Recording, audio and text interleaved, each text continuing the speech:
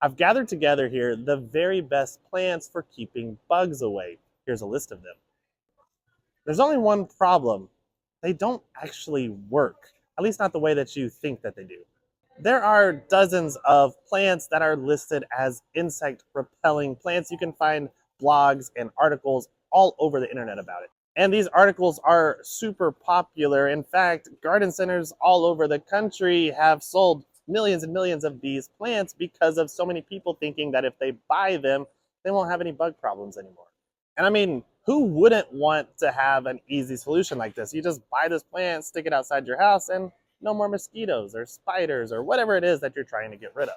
So if they don't work, then why are they being touted as being insect repelling? Well, they actually do work kind of because it's the oils from these plants that have those insect repelling or sometimes even insecticidal properties. And that's why there are so many insect repellent products that will use things like citronella or geranium oil, lemongrass oil, rosemary oil, lavender oil, because these are plants that have special properties that insects don't like the smell of. Now, the problem lies wherein the plants don't just give away their oils. The plant's oils are, well, they're inside the leaves because it's actually part of the plant. It needs the oils to survive.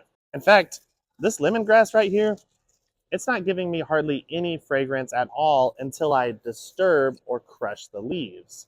And that's why people, when they try these plants out, then a lot of times I will hear them complain and say, well, that didn't work at all. I've actually seen mosquitoes land on a citronella plant, and it's like, how's that even possible? So you've got to activate these plants, and the way that you do that is you agitate them or crush them. So you can keep a citronella geranium outside your house, and when you want to go outside, brush those leaves, break some leaves off, crush them up, and you can actually rub this onto your skin, and it's going to be much more effective than just having the plant sitting there.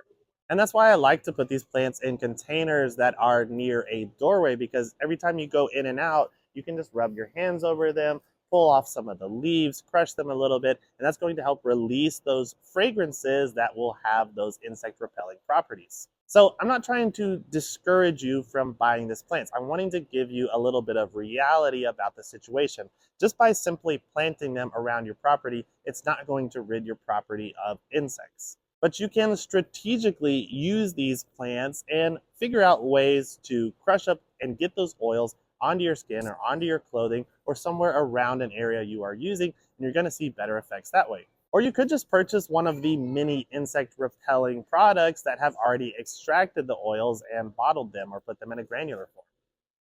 Anyway, hope this helps.